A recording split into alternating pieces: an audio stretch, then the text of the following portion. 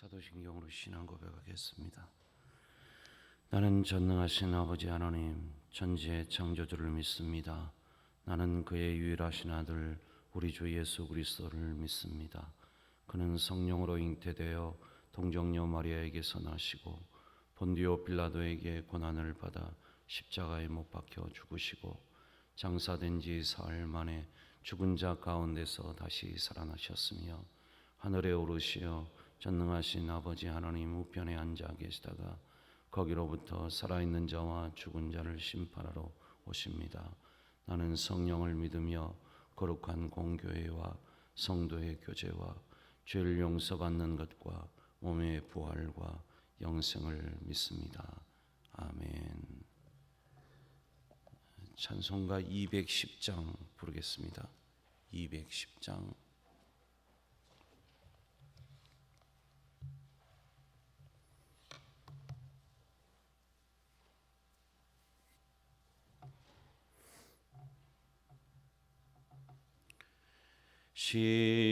시온성과 같은 교회 그의 영광 한없다. 허락하신 말씀대로 주가 친히 세웠다. 반석 위에 세운 교회 흔들 자가 누구랴. 모든 원수의 워싸도 아무 근심 없도다. 생명샘이 솟아나와 모든 성도 마시니 언제든지 흘러넘쳐 부족함이 없도다. 이런 물이 흘러가니 목마를 자 누구랴. 주의 은혜 풍족하여 넘치고도 넘친다. 주의 은혜 내가 받아 시온 백성 되는 때 세상 사람 비방해도 주를 찬송하리라. 세상 헛된 모든 영광 아침 안개 같으나 주의 자녀 받을 복은 영원 무궁하도다.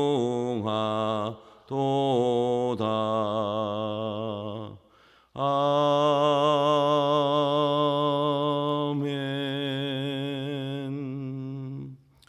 213장 찬송하겠습니다. 213장. 나의 생명 드리니 주여 받아 주셔서 세상 살아갈 동안 찬송하게 하소서. 손과 발을 드리니 주여 받아 주셔서 주의 일을 위하여 민첩하게 하소서. 하소서. 나의 음성 들으니 주여 받아주셔서. 주의 진리 말씀만 전파하게 하소서. 나의 보화 드리니 주여 받아주셔서. 하늘나라 주하여 주 뜻대로 쓰소서. 나의 시간 드리니 주여 받아주셔서. 평생토록 주 위해 봉사하게 하소서.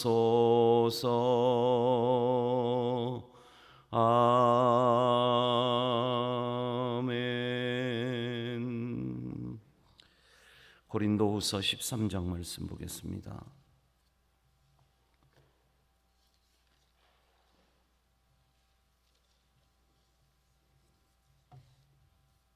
고린도후서 13장 1절에서 마지막 절 13절까지 교독하겠습니다. 내가 이제 세 번째 너희에게 가리니 두세 증인의 입으로 말미암아 입으로 말마다 확정하리라.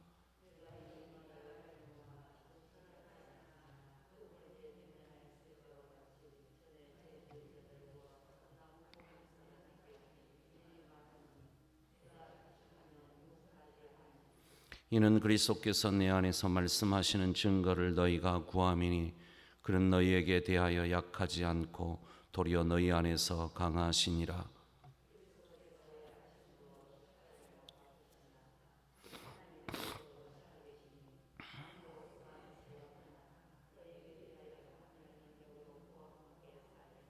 너희는 믿음 안에 있는가 너희 자신을 시험하고 너희 자신을 확증하라.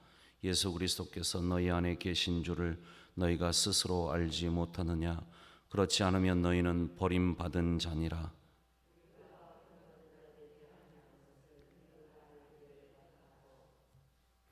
우리가 하나님께서 너희로 악을 조금도 행하지 않게 하시기를 구하노니 이는 우리가 옳은 자임을 나타내고자 함이 아니라 오직 우리는 버림받은 자 같을지라도 너희는 선을 행하게 하고자 함이라.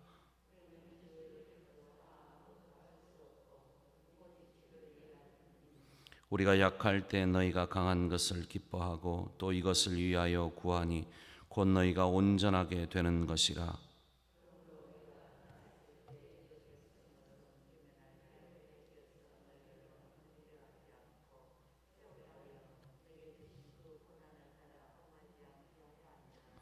마지막으로 말하노니 형제들아 기뻐하라. 온전하게 되며 위로를 받으며 마음을 같이하며 평안할지어다. 또 사랑과 평강의 하나님이 너희와 함께 계시리라. 거룩하게 입맞춤으로 서로 문안하라. 주 예수 그리스도의 은혜와 하나님의 사랑과 성령의 교통하심이 너희 무리와 함께 있을지어다. 아멘. 바울이 고린도 교회를 세 번째 방문하려고 하는 계획을 가지고 있었습니다. 사실은 바울이 두 번째 방문까지를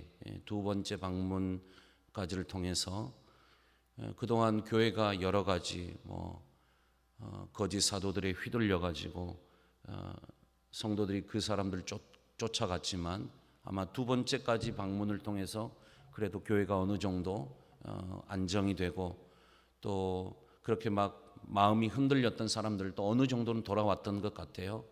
그러나 여전히 바울을 비방했던 거짓 사도들과 마음을 잡지 못하고 자꾸 그런 사람들에 의해서 영향을 받았던 부하내동했던 성도들이 있었기 때문에 이제 세 번째 방문을 통해서 그들을 다시 찾아가고 그런 모든 것들을 좀 잘 마무리 짓고자 하는 마음이 바울에게 있었던 것 같습니다.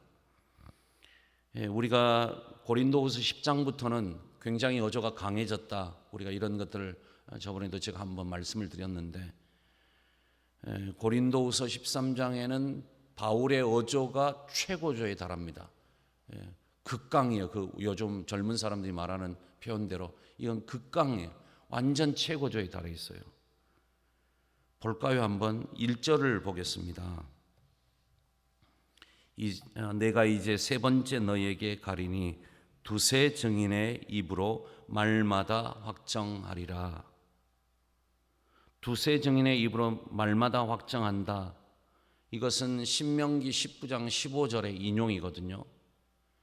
거기에 보면 재판을 할 때 이것이 어떤 사람의 죄인지 악인지 이걸 구분하기 위해서 분별하고 정확한 사실을 밝히기 위해서 재판을 할 때 증인을 세우는데 한 사람의 증인으로서는 하지 말아라. 그렇게 2명이나 3명의 증인을 세워서 그 어떤 사람의 죄악을 분명하게 밝히고 사실을 얘기할 때는 그렇게 해야 된다 하는 게 이제 신명기에 나와 있는 율법의 내용입니다. 그건 이제 재판과 관련이 깊은 그런 부분이죠. 바울이 지금 그 말씀을 인용해서 두세 증인의 입으로 말마다 내가 확정하겠다. 이 말은 이제 내가 고린도 교회로 돌아가면 세 번째 방문하게 되면 이제 이 모든 상황을 나는 재판하는 상황으로 나는 만들어 가겠다. 그 말이에요. 그래서 시시비비를 가리고 잘못한 것이 있으면 나는 분명 그 사람들을 징계할 것이다. 여러분 2절을 보세요. 2절 마지막 절에 보면 바울이 이렇게 얘기합니다. 내가 다시 가면 용서하지 아니하리라. 굉장히 강한 어조로 지금 얘기하고 있는 것이죠. 그러면 도대체 거짓 사도들은 바울을 걸고 넘어지려고 했을 때 무엇을 가지고 바울을 그렇게 비방을 했던 것일까요? 우리가 이 고린도후서뿐만 아니라 여러 가지 많은 성경을 통해서 바울 서신을 통해서 알게 되는 것은 가장 사람들이 많이 걸고 넘어졌던 것이 뭔가 하면 바울의 사도권이었어요. 사도권. 바울이 진짜 사도냐? 우리는 못 믿겠다. 바울이 어떻게 진짜 사도냐? 바울은 진짜 사도가 아니다. 이런 잘못된 생각을 하는 사람들이 많았던 것이죠. 역시 오늘 본문에도 보면 이 바울의 사도권을 문제 삼고 이것으로 인해서 바울을 비방하려고 했던 사람들이 많았던 것 같습니다. 바울은 참된 사도가 아니다. 아마 이런 얘기였던 것 같아요. 자, 3절을 보겠습니다. 3절을 보면 이렇게 돼 있죠. 이는 그리스도께서 내 안에서 말씀하시는 증거를 너희가 구함이니. 그리스도께서 내 안에서 말씀하시는 증거를 너희들이 구하고 있다. 이 표현을 보면 우리는 바울을 비방했던 고린도 교회 내에 있었던 거짓 사도들이 뭐라고 주장했는지를 알 수가 있어요. 뭐라고 말을 했느냐? 바울 안에 진짜 예수 그리스도께서 말씀하시는 증거가 있냐? 증거를 대봐라. 진짜 같지 않아. 가짜 같아. 바울 속에 예수님이 안 계셔. 예수님이 안 계신데 어떻게 그가 우리들에게 하나님의 말씀을 전할 수 있겠어? 자꾸 이런 얘기를 했던 것 같아요. 거짓 사도들이.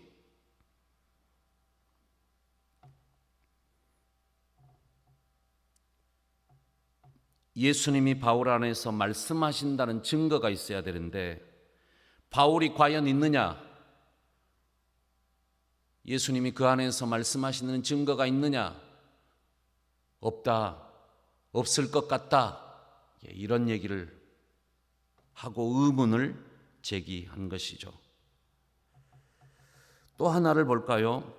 우리가 정확하게는 알 수 없지만 바울이 지금 얘기하고 있는 편지 속에서 말하고 있는 상황들을 보면 이런 부분 가지고 또 얘기를 했겠구나 하는 것들을 알 수 있습니다. 자, 오늘 본문을 보면 3절 이하에 3절 중간쯤부터 보겠습니다.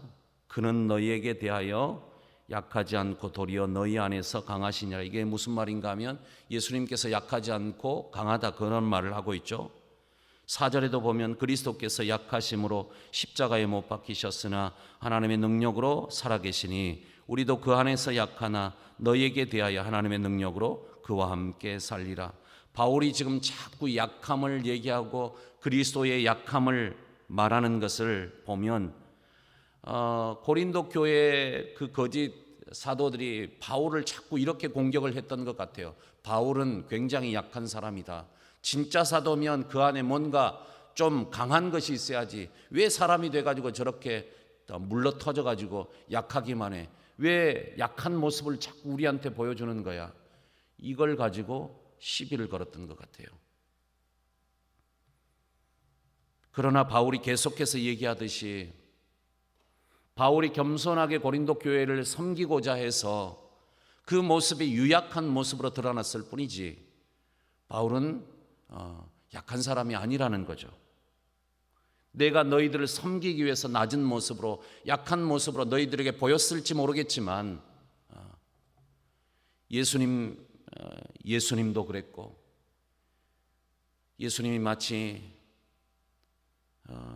죽으심으로 그분이 굉장히 약한 것처럼 보였지만 예수님이 십자가에 달려 그래서 죽으셨지만 어떻게 됐느냐? 그분이 다시 부활의 능력으로 살아나지 않았느냐? 그분은 절대로 약한 것이 아니라 강하시다. 하나님의 능력이 그 안에 있다. 지금 바울이 이 얘기를 하고 있습니다. 바울이 이 얘기를 하는 것은 그런 거죠. 너희들이 나에 대해서 자꾸 약하다고 얘기하지만 내가 약한 듯이 보이지만 내가 세 번째 가면 용서하지 않고 너희들을 징계하겠다. 그것을 통해서 내가 약한 존재가 아니라고 하는 것을 내가 너희들한테 보여주겠다. 일종의 그런 어떤 경고가 담겨있는 메시지를 지금 보내고 있는 것이죠. 그들에게. 바울의 권면을 우리가 한번 보겠습니다. 이건 고린도 교회뿐만 아니라 모든 세대 사람들에게 바울이 주는 권면이다. 그렇게 생각을 합니다. 자, 5절 말씀을 읽어보겠습니다. 5절 읽어보겠습니다. 너희는 믿음 안에 있는가? 너희 자신을 시험하고 너희 자신을 확증하라. 예수 그리스도께서 너희 안에 계신 줄을 너희가 스스로 알지 못하느냐? 그렇지 않으면 너희는 버림받은 자니라. 자, 이렇게 말합니다. 너희는 믿음 안에 있는가? 너희 자신을 시험하고 너희 자신을 확증해라. 사람들이 자신 안에 있는 내 안에는 진짜 믿음이 있나?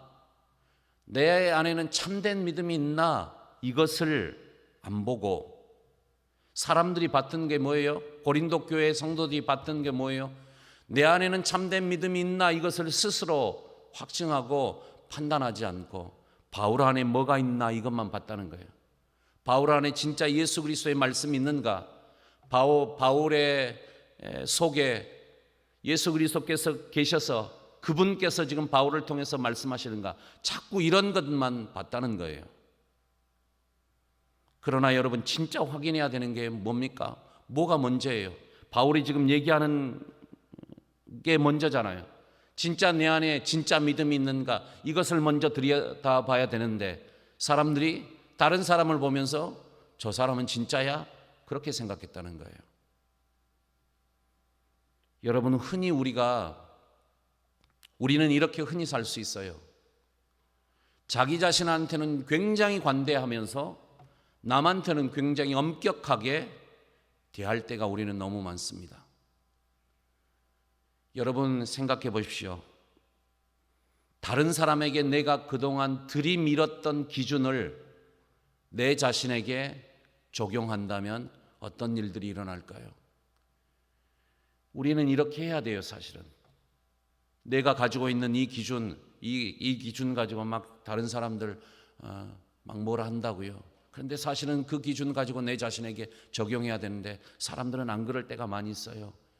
내가 가진 것 가지고 다른 사람 막 뭐라고 하고 그냥 그 사람 막 무너뜨리려고 하지만 자기 자신에게 그걸 적용하지 않으려고 할 때가 너무 많아요. 우리는 오늘 바울이 우리에게 하는 이 권면을 잘 들어야 됩니다. 자신이 믿음 안에 있는가 시험하고 확증하라는 거예요. 이게 먼저라는 겁니다. 두 번째 7절과 8절 보면, 자 7절과 8절 한번 읽어볼까요? 우리가 하나님께서 너희로 악을 조금도 행하지 않게 하시기를 구하노니 이는 우리가 옳은 자임을 나타내고자 함이 아니라 오직 우리는 버림받은 자 같을지라도 너희는 선을 행하게 하고자 함이라. 우리는 진리를 거슬러 아무것도 할 수 없고 오직 진리를 위할 뿐이니. 자, 이런 어떤 말들을 통해서 우리는 지금 바울이 권면하고 있는 내용을 알 수 있습니다. 바울은 고린도 교회 성도들에게 바울과 나와 함께 일하는 이 동역자들은 여러 가지 시험을 거쳐서 검증된 일꾼이니 너희들이 우리를 하나님의 일꾼으로 인정을 해라. 지금 이 얘기를 하고 있는 것입니다. 그리고 여러 어려움 속에 있는 교회를 향해서 바울이 일반적인 명령들을 하고 있죠. 11절 말씀 우리 함께 읽어보겠습니다. 마지막으로 말하노니 형제들아 기뻐하라. 온전하게 되며 위로를 받으며 마음을 같이하며 평안할지어다. 또 사랑과 평강의 하나님이 너희와 함께 계시리라. 거룩하게 입맞춤으로 서로 문안하라. 기뻐해라. 온전케 되어라. 위로를 받으라. 마음을 같이해라. 평안해라. 이런 명령들을 오늘 주고 있습니다. 오늘 여러분 가운데 힘들고 어려운 일들 가지신 분 있나요? 오늘 바울의 이 명령을 따라서 우리도 그렇게 되기를 원합니다. 기뻐하십시오. 더 온전하게 되십시오. 또 온전하게 될 것입니다. 위로를 받으시고 마음을 같이하고 평안을 누리고 서로 문안하는 이 복이 우리에게 있기를 원합니다. 고린도후서 13장 13절은 축도죠. 성경에 이렇게 구약에는 대제사장의 축복 기도문이 있고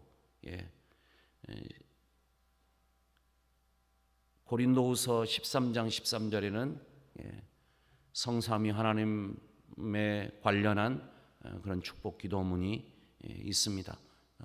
목사들이 축복할 때 이 두 가지를 사용해서 하죠. 저도 그렇게 사용해서 하고 있습니다. 오늘 말씀의 마지막 축도처럼 예수 그리스도의 은혜, 하나님의 사랑, 성령의 교통하심이 여러분의 모든 삶과 늘 함께 하기를 간절히 축복합니다. 기도하겠습니다.